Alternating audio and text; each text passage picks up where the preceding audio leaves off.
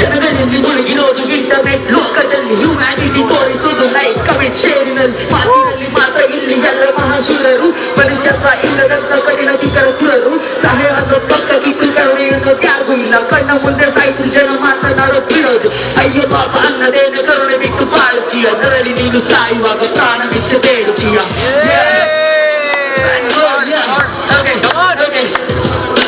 ತಲೆಗೆ ಸುತ್ತಲುತ್ತಾನೆ ಸೈಕಾಗೋದಿಲ್ಲ ನಿನ್ನ ಸುತ್ತಮುತ್ತ ಇರೋ ಜನ ಸುಮ್ಮನೆ ಬಿಡೋದಿಲ್ಲಲು